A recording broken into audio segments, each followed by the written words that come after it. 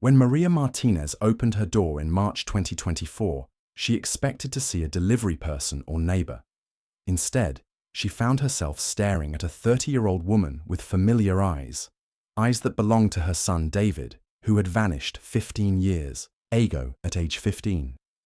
The woman spoke with David's voice, knew family secrets only David could know, but her explanation for the missing years would unravel a mystery that went deeper than anyone could imagine. Before we start, hit subscribe. You won't want to miss how this story ends. And tell me in the comments, have you ever had to choose between being yourself and keeping your family? Let me take you back to where this incredible story begins, because what happened to the Martinez family that spring evening would challenge everything we think we know about identity, family, and what it truly means to come home. Maria had been washing dishes when she heard the knock. It was 7:30 p.m. on a Tuesday, March 12, 2024. She remembered the exact time because she'd been listening to the evening news and the anchor had just announced the weather forecast. A gentle knock, not urgent, not demanding, just 3 soft taps that would change her life forever. She dried her hands on the kitchen towel, the same faded blue one she'd been using for years, and walked to the front door. Through the peephole, she could see a woman standing on her porch, tall, with shoulder-length brown hair, wearing a simple blue sweater and jeans. Maria didn't recognize her, but something about her posture, the way she held herself, seemed oddly familiar. "Can I help you?" Maria called through the door, her hand still on the deadbolt. "Mom." The voice was soft, uncertain, but it hit Maria like a physical blow. "Mom, it's me. It's David." Maria's knees nearly gave out.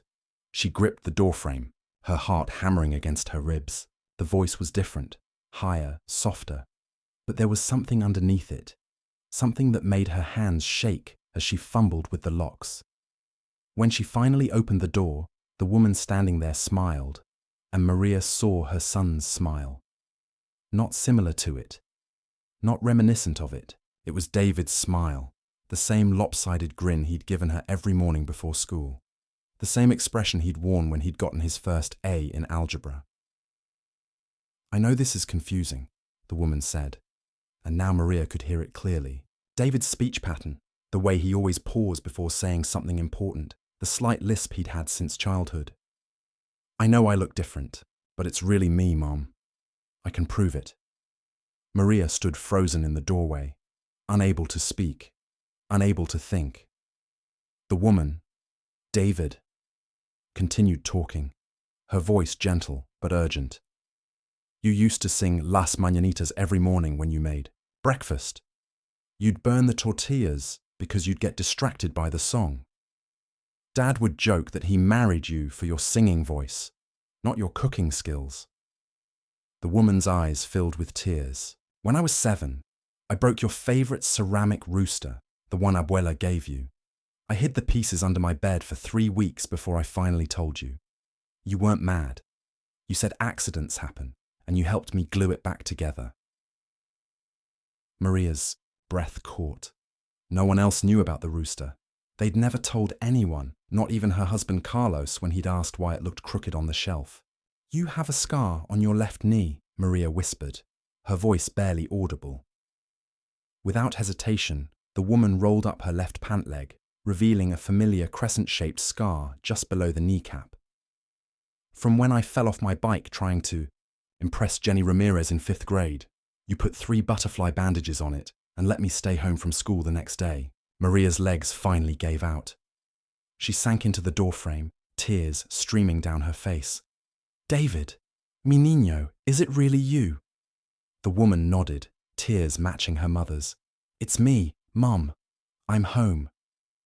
To understand the magnitude of this moment, you need to know what the Martinez family had endured for the past 15 years.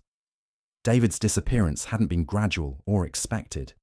It had been instant, violent in its suddenness, like a door slamming shut on their lives. October 15th, 2009. David had been 15, a sophomore at Roosevelt High School. He was on the JV basketball team, getting decent grades, and had just asked Jessica Morales to the homecoming dance, a normal kid living a normal teenage life in San Antonio, Texas. That Thursday evening, he'd stayed after school for basketball practice. The team had been preparing for their first game of the season, and Coach Williams had scheduled an extra practice session. Maria remembered making David's favorite dinner, carne asada with rice and beans, because he'd mentioned he was nervous about making the starting lineup. Practice ended at 6 p.m. Several of David's teammates saw him walking to his car, a beat-up 2003 Honda Civic that Carlos had bought him for his 15th birthday. David had been excited about having his own transportation, even if it meant working weekends at his uncle's auto shop to pay for gas and insurance. The security camera in the school parking lot showed David reaching his car at 6:12 p.m. He unlocked the door, threw his gym bag in the back seat, and got behind the wheel. The camera angle couldn't show inside the car, but at 6:14 p.m., the Honda was seen leaving the parking lot, turning left onto Maple Street. That was the last confirmed sighting of David Martinez. When he didn't come home by 7:30, Maria started calling his friends. When she couldn't reach him by 8 she called Carlos at work. By 9:00 p.m., they were at the police station filing a missing person report, trying to convince a skeptical desk sergeant that their responsible, reliable son wouldn't just disappear without calling. The investigation that followed was thorough but ultimately fruitless. Police found David's Honda 3 days later, abandoned in a Walmart parking lot 12 miles from the school.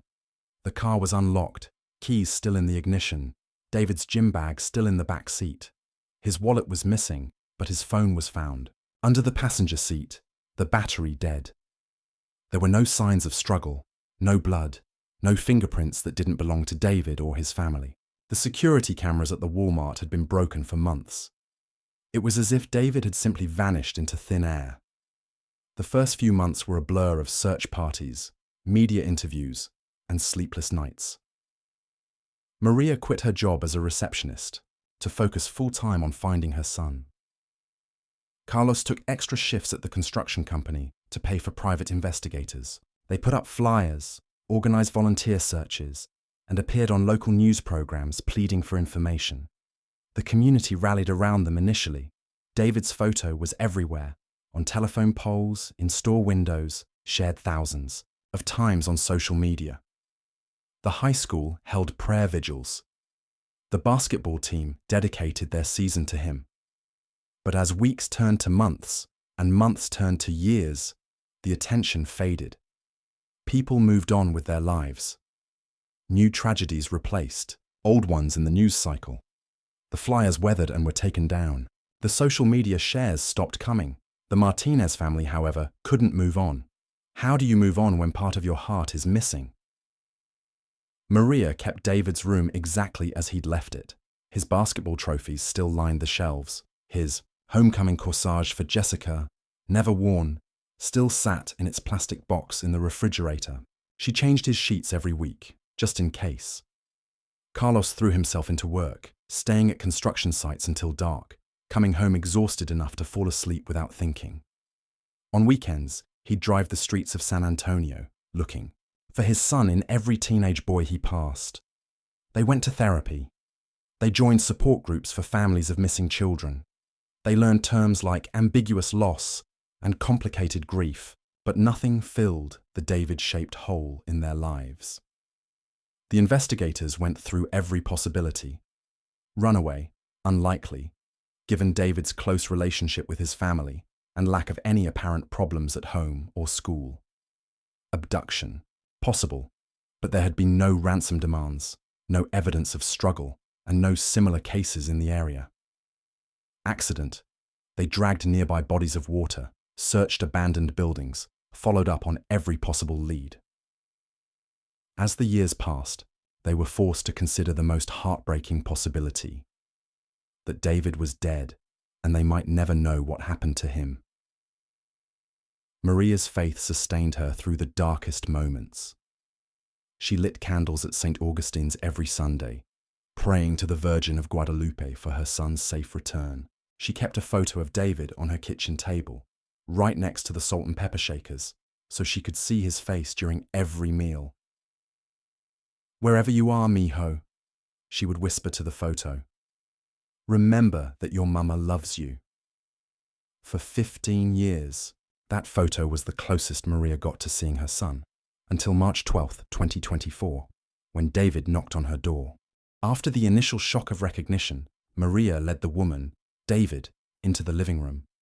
The same living room where they'd celebrated David's quinceañera party for his friends, where the family had gathered to watch his basketball games, on TV, where Maria had cried herself to sleep on the couch countless nights during those first terrible months after his disappearance. Carlos wouldn't be home from work for another hour, which gave them time to talk privately. Maria made coffee with shaking hands, going through the familiar motions while stealing glances at the woman sitting on their sofa, the woman who claimed to be her missing son. And it was David. The longer they talked, the more certain Maria became. Not just because of the shared memories, though there were dozens of them, intimate family moments that no outsider could possibly know. It was the way she stirred her coffee, always clockwise, exactly 3 times. The way she sat, with one leg tucked under her, a habit David had since he was small. The way she laughed, a genuine, delighted sound that was unmistakably her son's laugh, even though it came from a woman's throat. "I know you have questions," David said, setting down her coffee cup. "I know this is impossible to understand. I've been practicing what to say for months, and I still don't know where to start." Maria reached across the space between them and took David's hand. The skin was softer than she remembered, the nails neatly manicured, but the scar across the knuckles was still there, from when David had punched a wall at age 13 during a particularly dramatic teenage tantrum. "Start with the truth, mijo," Maria said softly. "Just tell me the truth." David took a deep breath. "I didn't run away, Mom. I want you to know that first. I didn't choose to leave you and Dad. What happened to me? It wasn't my choice, at least. Not at first." "What do you mean?" "That night, when I left basketball practice, I was coming straight home. I was excited about dinner. You'd texted me about the carne guisada, but when I got to my car, there was someone waiting for me." Maria's grip tightened on David's hand. "Who?" "A woman. She was maybe 40, well-dressed, kind face. She said she was lost and asked if I could help her find an address. She had a piece of paper with an address written on it and a map spread out on the hood of her car. It seemed innocent enough."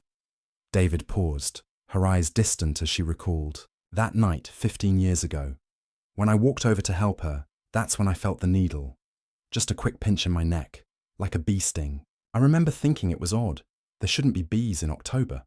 Then everything got fuzzy really fast." Maria felt sick. "She drugged you?" "Yes. I tried to get back to my car, but my legs wouldn't work properly. The last thing I remember from that night was falling down, and the woman's voice saying, 'It's okay, sweetheart. You're going to be fine.'" The room fell silent, except for the ticking of the old wall clock, the same clock that had counted the minutes, hours, days, and years of David's absence.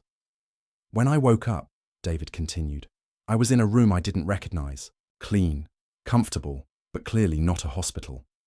There were bars on the windows, but they were decorative, pretty. It took me a while to realize I was a prisoner." Maria wanted to interrupt, to ask a dozen questions, but she forced herself to listen. David needed to tell this story at his own pace. "The woman who took me, her name was Dr. Catherine Hayes. She explained everything over the next few days. She was part of an organization," she said, "a group of people who were helping kids like me." "Kids like you?" David looked down at their joined hands.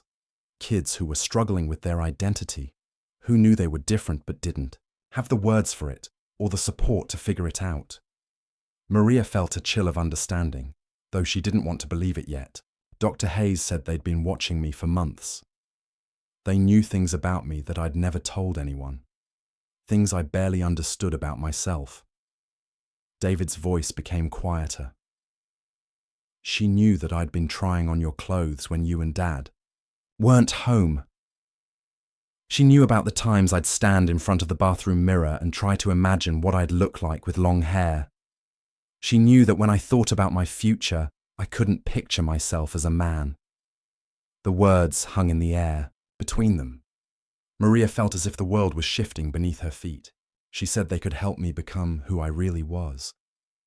But it would take time, and it would require cutting ties with my old life completely. She said it was the only way to protect both me and my family. Protect us from what? From the pain of watching me transition, from the judgment of our community, from having to choose between accepting me as I really was or losing me forever. David looked up, meeting her mother's eyes. She said it was kinder this way, to let you think I was gone, so you could grieve and move on, rather than asking you to watch your son disappear and your daughter take his place. Maria felt tears streaming down her face, but she wasn't sure if they were tears of sorrow, relief, or anger. Maybe all three. So I stayed, David said simply. For the first year, I didn't have much choice, but as time went on, as I started to understand myself better, I began to see the sense in what Dr. Hayes was saying. The treatment, the therapy, the gradual transition. It was everything I'd dreamed of, but never dared to hope for. Where were you all this time? Different places. The organization, they called themselves the Phoenix Foundation. They had facilities all over the country. Safe houses, medical centers, schools. I spent 2 years in Colorado, 3 in Oregon, 4 in Vermont. I got my GED, then my bachelor's degree, then my master's. I learned who I was, became who I was meant to be. David paused, studying Maria's face. For 15 years, I was happy, Mum. For the first time in my life, I was truly happy. But I was also homesick. Every day, I missed you and Dad. I wanted to call you, to write to you, to let you know I was okay. But Dr. Hayes said it was too dangerous. She said if I contacted you, it would put everyone at risk. Risk of what? Legal trouble for the organization, emotional trauma for our family, social backlash for me. David shrugged. She painted a picture of a world that wasn't ready to accept people like me, especially not in a place like San Antonio. She said it was better for everyone if David Martinez simply stayed missing. Maria was quiet for a long moment, processing everything she'd heard. Finally, she asked the question that had been building in her chest since David had started talking. What changed? Why are you here now? David smiled sadly. Dr. Hayes died last month. Cancer. In her final weeks, she told me things she'd never admitted before. About how the organization really worked, about the other families they'd separated, about the lies they'd told to justify it. What kind of lies? She said they'd convinced themselves they were saving us, but really, they were just afraid. Afraid of the world's reaction, afraid of doing the hard work of helping families stay together through transitions. It was easier to take kids away than to help them and their families navigate the process together. David reached into her purse and pulled out a thick envelope. She left me this. Letters from you and Dad, birthday cards, Christmas cards, newspaper, clippings about search efforts. The organization had been intercepting them for years, keeping them from me. She said she wanted me to know that you never stopped looking, never stopped loving me. Maria took the envelope with trembling hands. She recognized her own handwriting on dozens of envelopes, letters she'd written to David every year on his birthday, on Christmas, on the anniversary of his disappearance, letters she'd sent to a P.O. box that his case detective had suggested, just in case David was alive somewhere and able to receive mail. She'd never known if anyone was reading them. Every letter, David said softly. Every card, every newspaper clipping about candlelight vigils or reward announcements. I read them all last month. That's when I realized what Dr. Hayes had taken from all of us. What did she take? The chance to love each other through this. The chance for our family to grow and change together instead of being torn apart. David's voice broke. I lost 15 years with you, Mum. You lost 15 years with me. And for what? To protect us from a conversation that we're having right now anyway? Maria set the envelope aside and pulled David into her arms. It felt strange at first, this woman's body So unfamiliar, yet somehow still her child. But as they held each other, crying together, Maria felt something she hadn't felt in 15 years. Her family was whole again. Carlos Martinez arrived home at 8:45 p.m., tired from a long day of pouring concrete for a new shopping center. He kicked off his work boots at the front door, a habit Maria had insisted on after too many muddy footprints on her clean floors, and called out his usual greeting. "Maria, I'm home. Something smells good. Did you make extra dinner?" He was hanging up his jacket when he noticed the unfamiliar voice responding to his wife's murmured explanation. A woman's voice, soft and nervous, saying something he couldn't quite make out. Carlos walked into the living room expecting to see one of Maria's friends from church, maybe Rosa Gutierrez or Carmen Delgado, stopping by for coffee and gossip. Instead, he found Maria sitting on the couch next to a woman he didn't recognize, both of them with red, puffy eyes that suggested they'd been crying. "Maria, everything okay?" Carlos asked, concern immediately replacing his tiredness. Maria looked at the woman beside her, some silent communication passing between them, then back at Carlos. "Sit down, mi amor. We need to talk." Carlos had heard those words before, in doctors' offices and lawyers' offices and police stations. They never preceded good news. He settled into his recliner, the same chair where he'd spent countless nights over the past 15 years, staring at David's senior portrait on the mantel and wondering if his son was alive somewhere. "Carlos," Maria said carefully, "I want you to look at this woman. Really look at her." Carlos studied the stranger on his couch. She was perhaps 30 years old, with shoulder-length brown hair and kind eyes. Pretty, but in an understated way.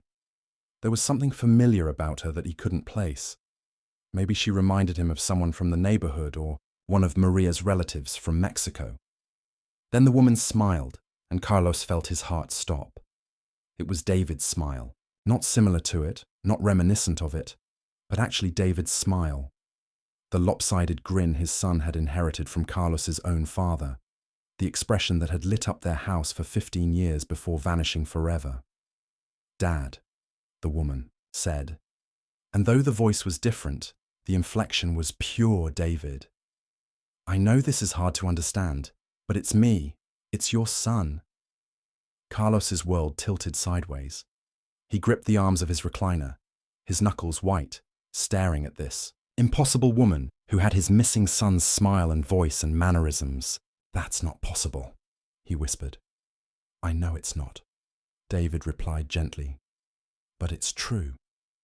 For the next hour, David repeated the story she'd told Maria, adding details that only David could know.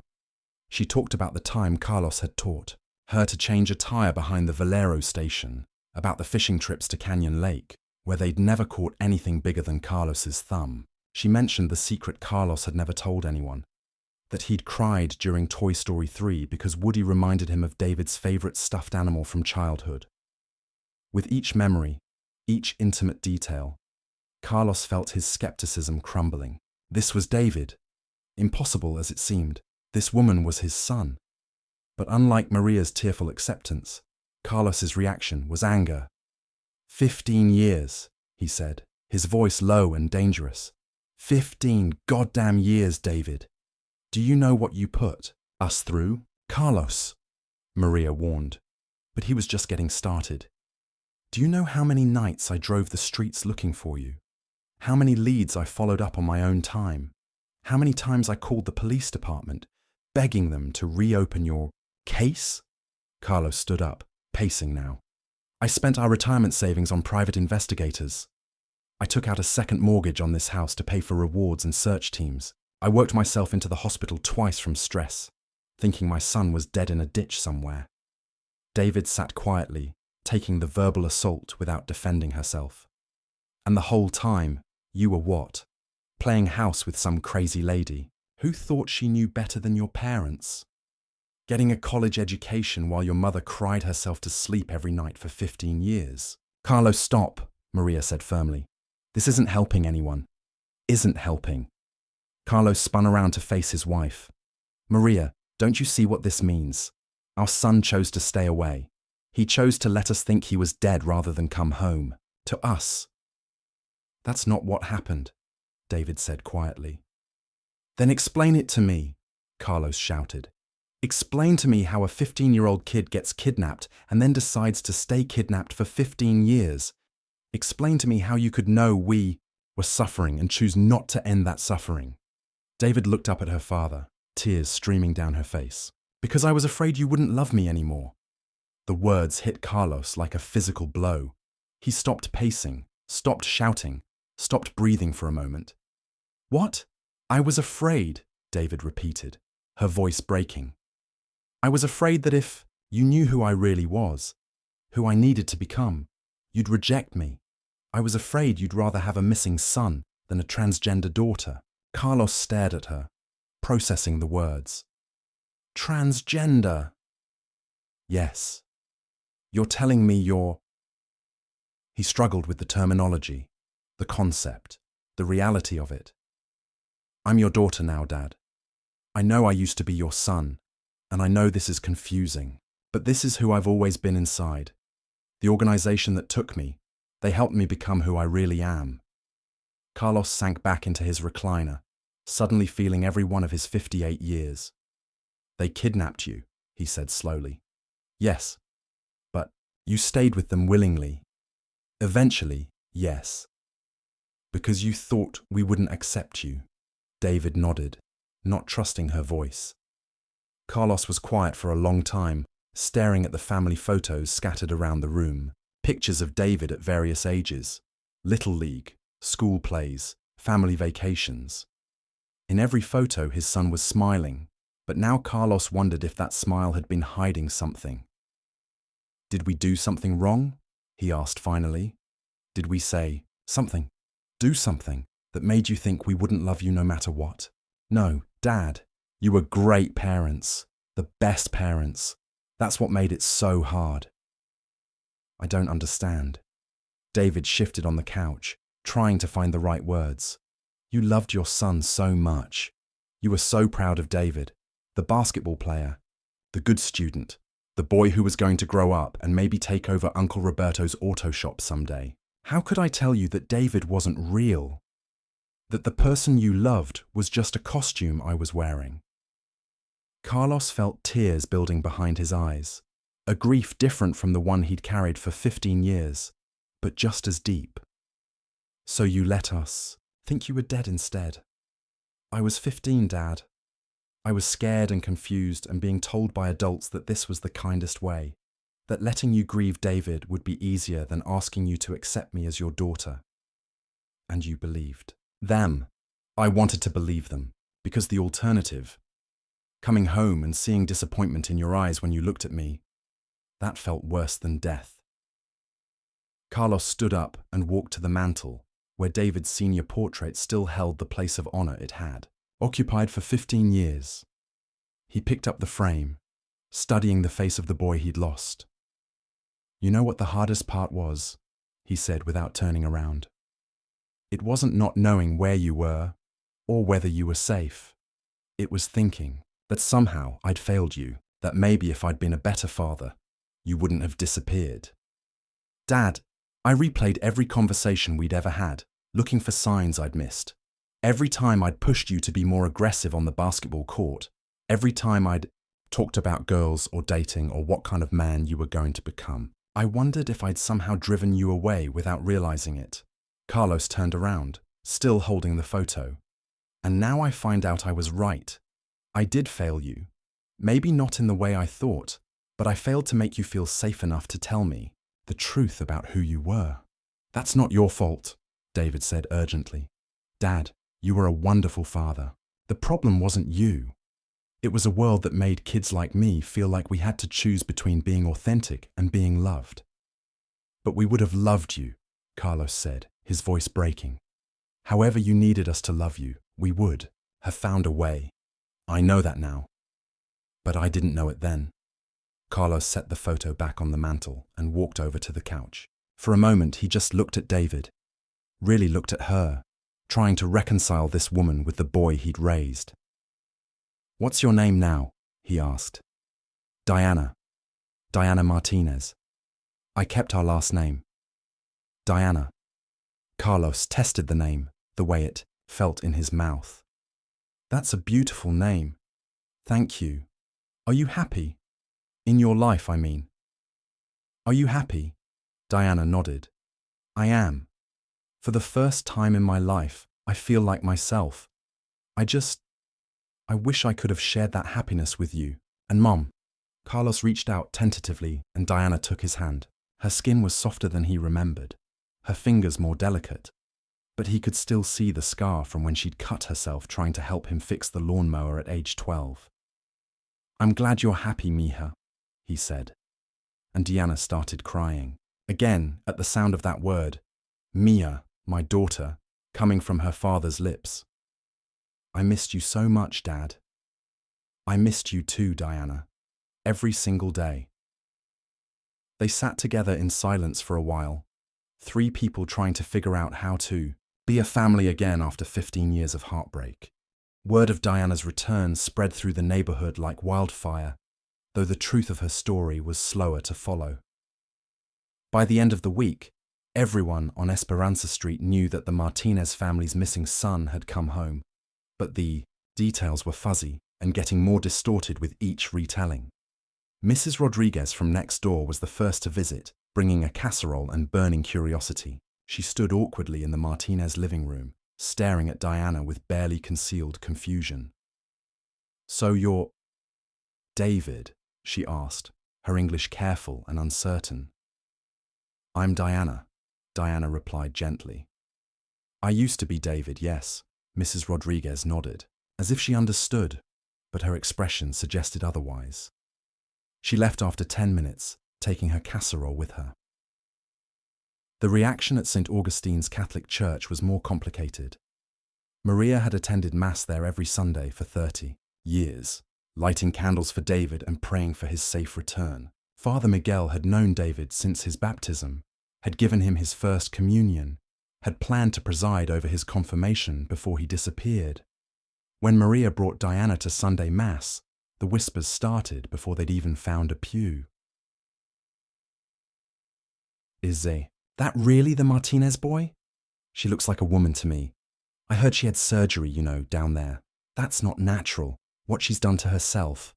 God made him a boy for a reason. Father Miguel was caught between pastoral compassion and church doctrine. After Mass, he asked to speak with the family privately. I'm glad David is safe, he said carefully. But I have to ask, have you spoken with anyone about counseling? Sometimes when people go through trauma, they can become confused about their identity. I'm not confused, Father, Diana said politely. I'm transgender. This is who I've always been. Father Miguel looked uncomfortable. The church teaches that God doesn't make mistakes when he creates us. Perhaps with prayer and guidance, you could find your way back to the person God intended you to be. Maria felt her temper rising. My child was missing for 15 years, Father. Dead as far as we knew. Now she's home, she's healthy, she's happy. Isn't that what we prayed for? Of course, but...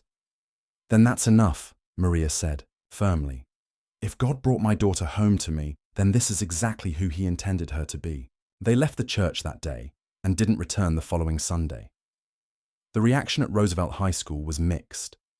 Some of David's former teammates were supportive, reaching out through social media to welcome him home. Others were less kind. Jessica Morales, who had been David's homecoming date 15 years ago, was now Jessica Chen, married with 2 children. She reached out to Diana through Facebook, wanting to meet for coffee. I always wondered what happened to you, Jessica said, as they sat in a Starbucks downtown. You were such a sweet kid. I was devastated when you disappeared. I'm sorry for leaving without saying goodbye, Diana replied. I know that must have been confusing. It was, but I'm glad you're alive and safe. Jessica paused, studying Diana's face. You look happy, different, but happy. I am happy. It just took me a long time to get here. Can I ask, was this always part of who you were, even back in high school? Diana considered the question.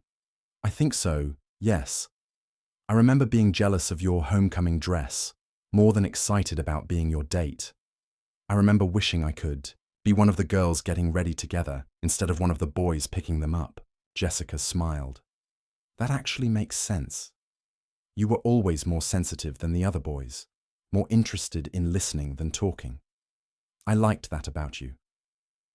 Thank you for saying that. What name do you go by now? Diana. Diana Martinez. I like it. It suits you.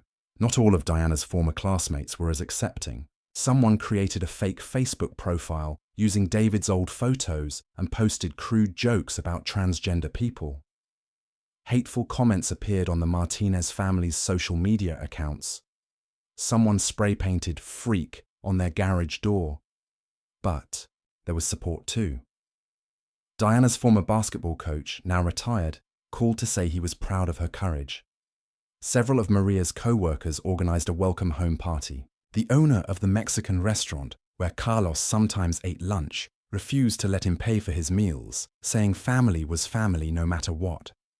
The most surprising support came from an unexpected source: David's old girlfriend, Ashley Gutierrez. Ashley had dated David briefly during their freshman year, before his disappearance. She was now married, living in Austin, working as a social worker.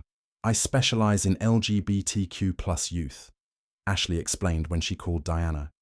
Kids who've been kicked out of their homes, kids who are struggling with their identities. When I heard your story, I had to reach out.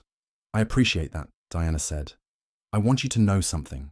Even back then, even at 14, I could tell you were different. Not in a bad way, just different. You were gentler than the other boys, more empathetic. You listened when I talked about my problems instead of trying to fix them or change the subject. I remember that about you too. You were always kind to everyone, even the kids who weren't popular. I want to help, Ashley said. I know this transition back to your old life can't be easy. I work with families who are dealing with similar situations.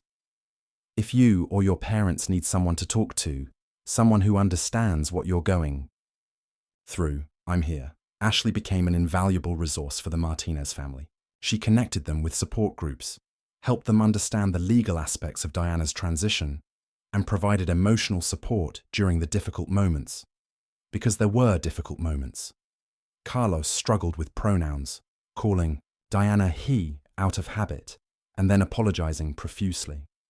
Maria worried about Diana's safety, especially after the graffiti incident. Diana herself grappled with guilt over the pain her absence had caused her family. Some days, I wonder if I should have stayed missing, Diana confided to Ashley during one of their phone conversations. Maybe it would have been kinder to let them think David was dead than to ask them to accept that their son is now their daughter. Do you really believe that? Ashley asked. No, but it would have been simpler. Simple isn't always better, Diana. Your parents spent 15 years grieving a child who wasn't actually dead. Now they get to love the child who's actually alive. That's not a tragedy. That's a miracle. Slowly, gradually, the Martinez family began to rebuild their life together. Diana moved back into her childhood home, though they converted the guest room into her bedroom. The memories in David's old room were too heavy for all of them. Maria taught Diana to cook the family recipes she'd missed during her years away. Carlos showed her the improvements he'd made to the house, the small projects he'd completed to keep his hands busy during the worst years of grief. Diana shared stories of her life during the missing years, her education, her friends, the small victories and struggles of becoming herself. She showed them photos from graduations, birthdays celebrated with her chosen family at the Phoenix Foundation, moments of joy that her parents had missed. I have a master's degree in social work, Diana told them one evening over dinner. I want to help other kids who are going through what I went through, but I want to do it the right way, keeping families together instead of tearing them apart. That sounds like important work, mija, Carlos said, and Diana still felt a warm flutter in her chest every time he called her that.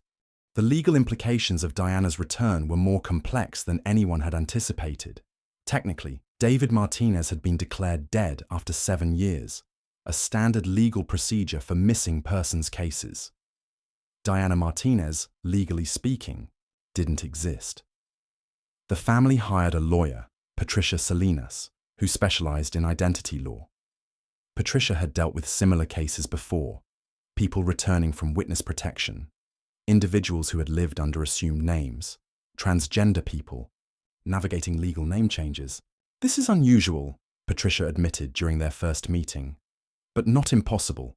We need to reverse the death certificate, establish Diana's legal identity, and navigate the fact that she's lived under various assumed names for the past 15 years. The process required extensive documentation. Diana provided records from the Phoenix Foundation, medical records documenting her transition, educational transcripts from the various institutions where she'd studied. Each document told part of the story of her life during the missing years. The Phoenix Foundation wasn't entirely above board, Patricia explained after reviewing the paperwork. They were operating in a legal grey area, not quite kidnapping. Since their subjects eventually stayed willingly, but not quite legitimate either, they've been shut down by federal authorities. What does that mean for Diana? Maria asked. It means she was a victim, not a perpetrator. But it also means we need to be careful about how we handle this legally. There could be criminal investigations. Testimony required media attention. The media attention was something the Martinez family hadn't fully considered. When news of Diana's story broke in the local papers, it quickly gained national attention. Missing boy returns as woman after 15 years, read the headline in the San Antonio Express News. Transgender. Teen kidnapped by radical organization, reported the Houston Chronicle. The boy who became a girl, a family's journey, was featured in People magazine. The coverage was a mix of sensationalism and genuine human interest. Some outlets focused on the reunion aspect, the joy of a family made whole again. Others sensationalized the transgender angle, turning Diana's story into a debate about gender identity and parental rights. Television producers called, wanting to interview the family. Book agents reached out, interested in Diana's story. Social media exploded with opinions from people who had never met the Martinez family, but felt qualified to judge their situation. We don't have to do any of this, Patricia reminded them. You can refuse all interviews, ignore the media attention, and just focus on rebuilding your lives. But Diana felt a responsibility to share her story. How many other kids are out there, hiding who they are because they're afraid their families won't accept them? She asked during a family meeting. How many parents are suffering because they don't understand what their children are going through? It's not your job to fix everyone else's family, Carlos pointed out. Maybe not. But if my story can help even one family stay together through this kind of transition, isn't it worth the discomfort? After much discussion, they agreed to do a limited number of interviews with reputable outlets. Diana appeared on a local morning show, telling her story with dignity and grace. Maria and Carlos joined her for a segment on a national news program, talking about the journey from grief to acceptance to love. The response was overwhelming. Hundreds of letters arrived at their home from families dealing with similar situations. Support groups invited Diana to speak. Organizations working with LGBTQ+ youth asked her to serve on their boards. 6 months after Diana's return, the Martinez family was still adjusting to their new reality. The media attention had died down. The legal issues were being resolved, and they were learning to be a family again. But healing wasn't linear, and there were setbacks along the way. Carlos struggled with guilt over the years he'd spent searching for David, instead of trying to understand who his child had really been. I keep thinking about all the signs I missed, he told Maria one night. The way David used to play with your makeup when she thought we weren't looking. The way she was, more interested in your jewelry than my tools. We couldn't have known, Maria reassured him. Diana didn't even fully understand it herself back then. But what if she had tried to tell us? What if she had said something, and we dismissed it or didn't take it seriously? It was a question that haunted all of them. Had David tried to communicate her true identity before the kidnapping? Had there been moments when she'd reached out, only to be misunderstood or ignored?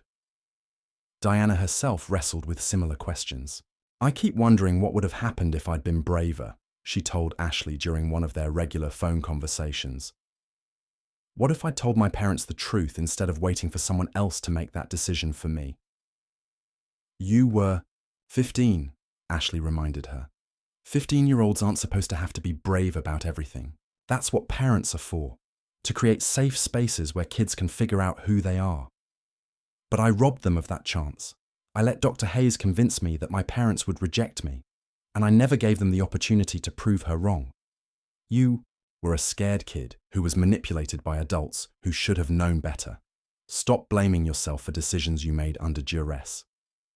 The healing process was complicated by the ongoing criminal investigation into the Phoenix Foundation. FBI agents interviewed Diana multiple times, asking her to provide details about the organization's operations, the other children who had been taken, the adults who had facilitated the kidnappings. We've identified at least 12 other cases, similar to yours, Agent Rebecca Martinez, no relation, explained during one interview. Children who were taken under the guise of helping them with gender identity issues, then kept isolated from their families for years. What happened to the other kids? Diana asked.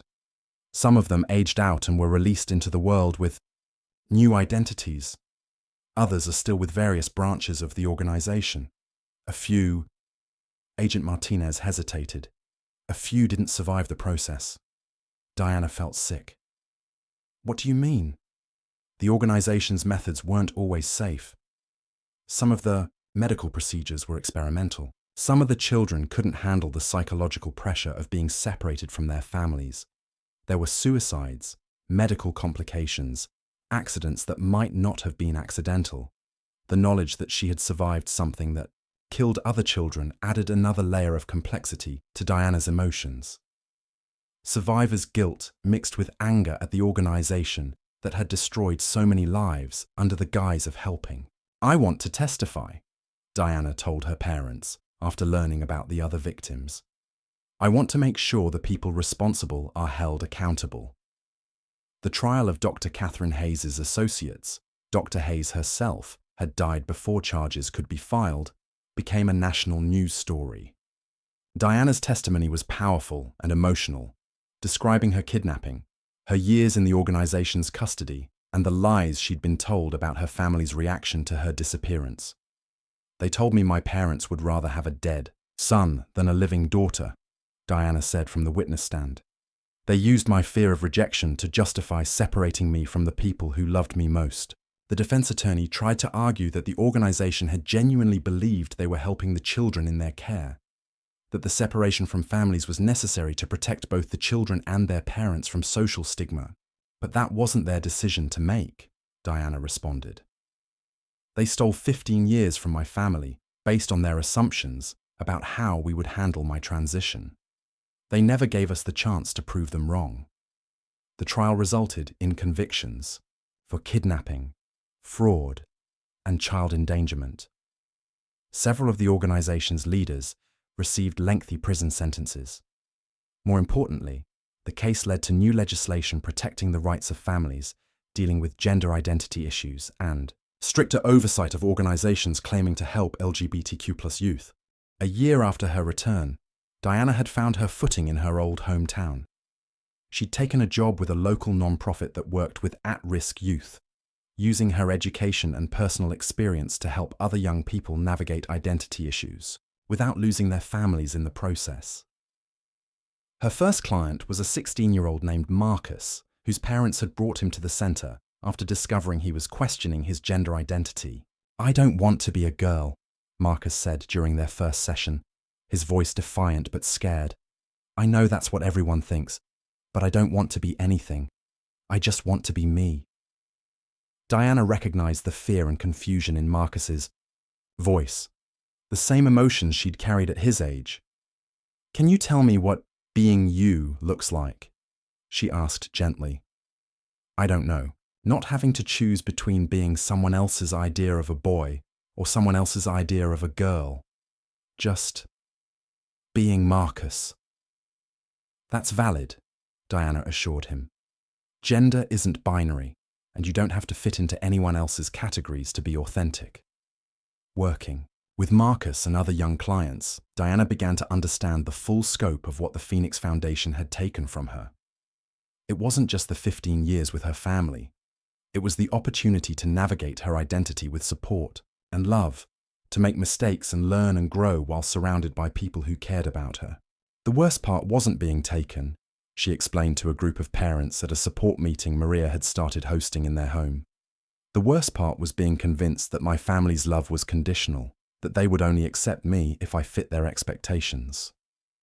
But how do we make sure our kids know they're loved unconditionally? Asked Janet Morrison, whose 14-year-old daughter had recently come out as transgender. How do we prove that our love isn't conditional when they're so afraid of disappointment? Maria answered before Diana could. You tell them every day, not just with words, but with actions. You make your home a safe place to ask questions, to make mistakes, to be confused. You love them through the confusion instead of trying to fix it. And you get help when you need it, Carlos added. We thought we were good parents, but we didn't know anything about transgender issues. We had to learn, and that's okay. Learning doesn't mean you love your child any less. The support group grew quickly, drawing families from all over San Antonio and beyond. Diana often spoke at the meetings, sharing her story but also listening to others, learning from their experiences, helping them navigate challenges she'd faced years earlier. One evening, a woman named Dr. Sarah Chen attended the meeting. She was a pediatric psychologist who specialized in gender identity issues, and she'd heard about Diana's story through professional networks. I want to offer you a job, Dr. Chen said after the meeting ended. I'm starting a new clinic, a family-centered approach to supporting transgender and gender-questioning youth. We keep families together through the process instead of separating them. I think your perspective would be invaluable. Diana was intrigued. Tell me more. Traditional gender clinics often focus solely on the individual, the child or teen who's questioning their identity.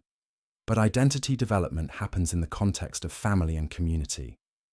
When we ignore those relationships, we often make the process more traumatic than it needs to be. That's exactly what happened to me, Diana said. The Phoenix Foundation treated my transition as something that had to happen in isolation, away from my family's influence. But family isn't the problem. Family is the solution when they're given the right support. Diana joined Dr. Chen's clinic as a family liaison, working with both transgender youth and their parents to navigate the journey together. It was challenging work. Some families came to the clinic already fractured by years of misunderstanding and conflict. But it was also deeply rewarding. Every family I help stay together is a family that won't go through what mine did, Diana told her parents one evening over dinner. Every kid who gets to transition with their family's support is a kid who won't spend 15 years thinking they're not worthy of love. 2 years after Diana's return, the Martinez family faced a new challenge: Maria's diagnosis with early-stage breast cancer. The disease was caught early and the prognosis was good, but the treatment would be grueling. Months of chemotherapy, followed by radiation. I can't do this alone, Maria told Carlos and Diana after meeting with her oncologist. I'm going to need help with everything. Getting to appointments, managing side effects, just getting through each day. You won't be alone, Diana said immediately. I'm here. We're both here. But your job, your new life. My family comes first, Diana said firmly. Always. Diana took a leave of absence from the clinic to care for her mother, moving back into her childhood home temporarily. It was strange being back in the house where she'd grown up, but also comforting. She was finally able to provide the care and support her parents had needed during all those years she'd been gone. The experience of caring for Maria brought the family even closer together. During the long hours of chemotherapy treatments, they talked about everything. Diana's years away, the family's journey through grief and healing, their hopes for the future. I used to pray that God would bring David home, Maria said during one treatment session, her voice weak from the medication, but her eyes clear.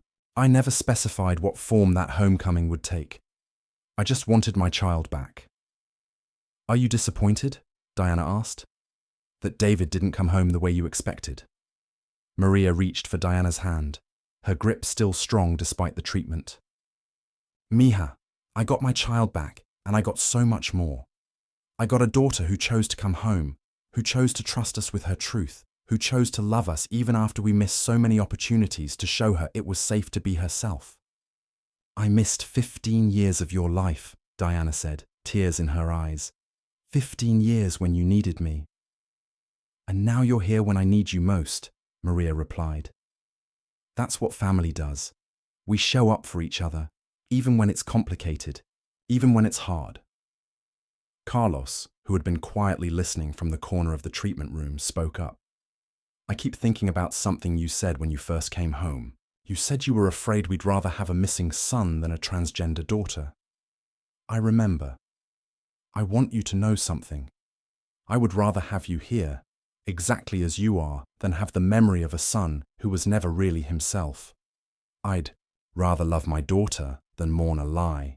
The words hung in the air between them, simple but profound. Diana realized that this was what she'd been searching for during all those years with the Phoenix Foundation.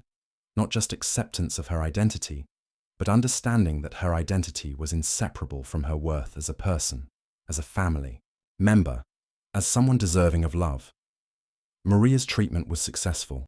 The cancer went into remission, and she regained her strength over the following months. Diana returned to her work at the clinic, but she also took on a new role, speaking at medical conferences about family-centered care for transgender youth. The goal isn't just to help young people transition, she would tell audiences of doctors, therapists, and social workers. The goal is to help them transition while maintaining the relationships that matter most to them. Gender identity is personal, but it doesn't have to be private. Families can be part of the solution instead of part of the problem.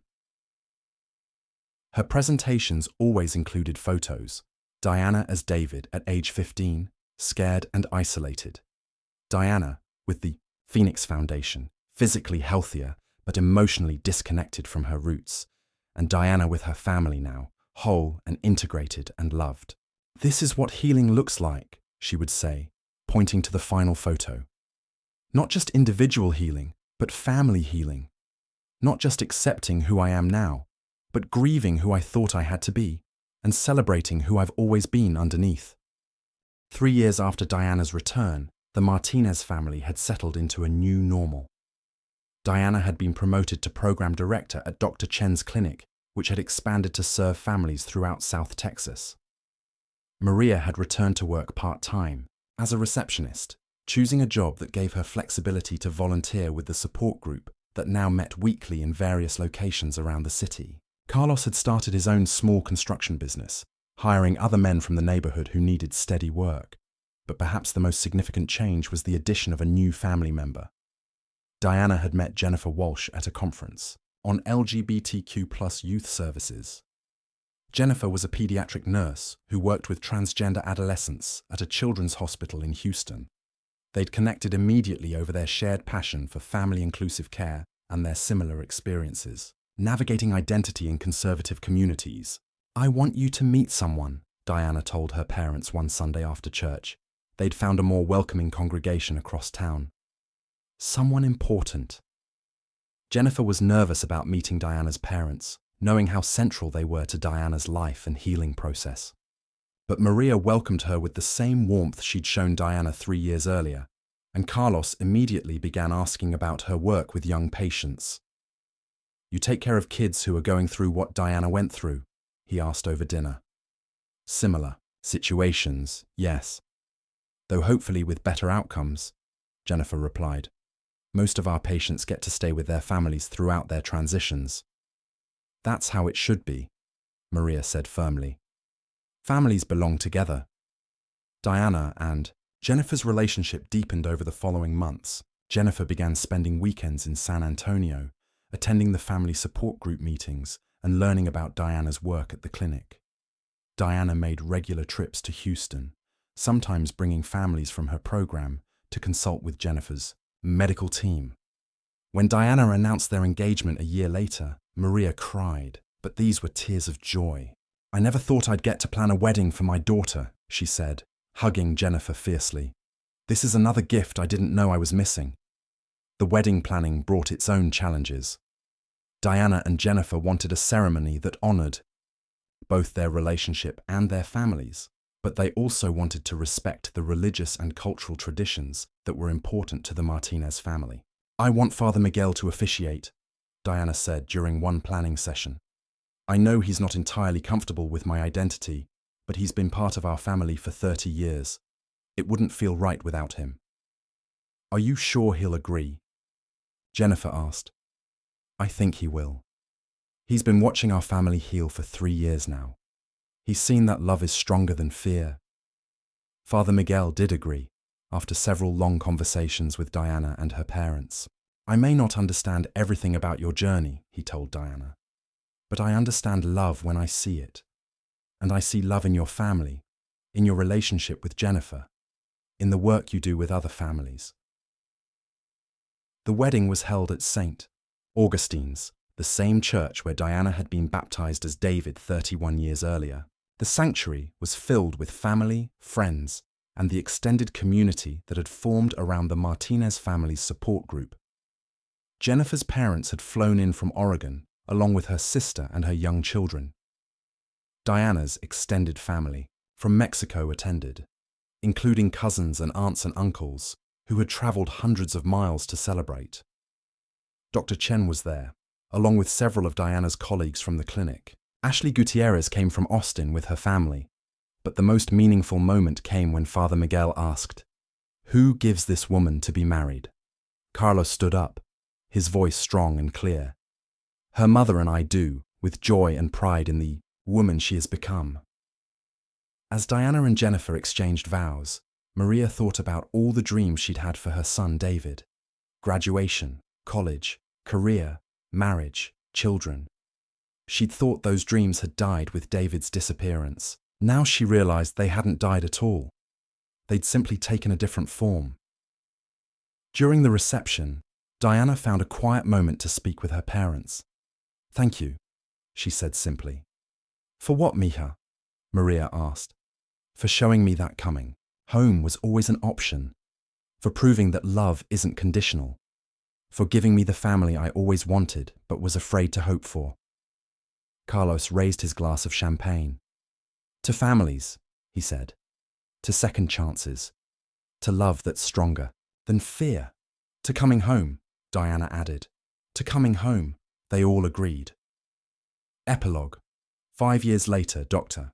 Diana Martinez Walsh stood before a packed auditorium at the University of Texas Medical School, delivering the keynote address at a symposium on family-centered care for LGBTQ+ youth. In the 5 years since her wedding, she had become a recognized expert in her field, co-authoring research papers on the importance of family support during gender transitions and consulting with hospitals and clinics across the country. "When I was 15 years old," she began her presentation, "I was kidnapped by people who claimed they were helping me. They told me that becoming my authentic self required cutting ties with my family, that my parents would never be able to love the person I really was." She clicked to the next slide, which showed a photo of her family taken the previous Christmas. Diana and Jennifer, Maria and Carlos, and their newest addition, 2-year-old Sophia, whom Diana and Jennifer had adopted as an infant. "They were wrong," Diana continued. "Family isn't the obstacle to authentic identity. Family is the foundation that makes authentic identity possible. When we work with transgender youth, our goal shouldn't be to help them transition away from their families. Our goal should be to help them transition with their family's support." In the audience, Maria and Carlos beamed with pride. They'd driven up from San Antonio that morning to hear Diana speak, just as they'd attended dozens of her presentations over the years. At 72 and 74 respectively, they were still active in the support group they'd helped found, still welcoming confused parents into their home, still sharing their story of loss and recovery and love. After the presentation, a young woman approached Diana at the reception. "My name is Alex," she said nervously. "I'm 17, and I think I'm transgender. But I'm terrified to tell my parents. What if they reject me? What if they kick me out? Diana recognized the fear in Alex's voice. The same fear she'd carried at 15. The same fear that had made her vulnerable to the Phoenix Foundation's promises of escape. Have you given your parents the chance to surprise you? Diana asked gently. What do you mean? I mean, have you told them what you're going through and given them the opportunity to show you they love you unconditionally? Or are you making assumptions about how they'll react based on fear? Alex looked uncertain. I don't know. I'm just scared. Being scared is normal, Diana assured her. But running away from fear isn't the answer. The answer is finding people who will stand with you while you face that fear. Diana handed Alex a business card for the clinic. This is where I work. We specialize in helping young people like you navigate these conversations with their families. You don't have to do this alone, and you don't have to choose between being yourself and being loved. As Alex walked away, clutching the business card, Jennifer appeared at Diana's side. Another potential client, Jennifer asked, having overheard the conversation. Maybe, or maybe just a kid who needs to know there are adults who understand what she's going through. You realize you can't save everyone, right? Diana smiled, watching Alex rejoin what appeared to be her parents at the reception. I can't save everyone, but I can make sure no one else goes through what I went through, thinking they have to choose between authenticity and family. Later that evening, the extended Martinez Walsh family gathered for dinner at Maria and Carlos's house. Sophia played on the living room floor while the adults caught up on family news. The walls were covered with photos: Diana's graduation, from her doctoral program, Jennifer's promotion to nursing supervisor, Sophia's first steps, family vacations, holiday celebrations. But in the place of honor on the mantle, next to Sophia's baby pictures, sat an old photo of 15-year-old David Martinez in his basketball uniform. Not hidden away or forgotten, but integrated into the family story as part of the journey that had led them all to this moment. Do you ever wonder what would have happened if I'd been brave enough to tell you the truth when I was 15? Diana asked her parents as they cleaned up after dinner. Every day, Maria admitted, but I think everything happened the way it was supposed to happen. You think I was supposed to be kidnapped and separated from you for 15 years. I think you were supposed to learn that you were strong enough to survive anything. Carlos said. And we were supposed to learn that our love was strong enough to survive anything too. Besides, Maria added, if things had happened differently, you might not have gone into social work. You might not have met Jennifer. You might not have dedicated your life to helping other families stay together. Diana considered this. So, you think my suffering had a purpose? I think your healing has a purpose, Maria corrected gently. The suffering was just what you had to go through to get to the healing. As Diana tucked Sophia into her crib that night, she thought about the conversation with her parents. 5 years after her wedding, 8 years after her return home, she still sometimes struggled with the question of whether her journey had been worth the pain it had caused. But then she thought about the families she'd helped reunite. The young, people who had transitioned with their parents' support instead of in isolation. The research she'd contributed to that was changing how medical professionals approached gender identity in adolescence. Your abuelo and abuelo are right, mija, she whispered to Sophia. Sometimes we have to go through darkness to appreciate the light, but we never have to go through it alone. Sophia made a small sound in her sleep, and Diana smiled. This little girl would grow up in a family where love was unconditional, where identity was celebrated rather than hidden, where coming home was always possible. It had taken Diana 33 years and a journey through hell to find her way back to her family, but she was home now, surrounded by love, doing work that mattered, raising a daughter who would never have to question whether she was worthy of acceptance. It had been worth every difficult step of the journey. Outside, the San Antonio evening was warm and peaceful.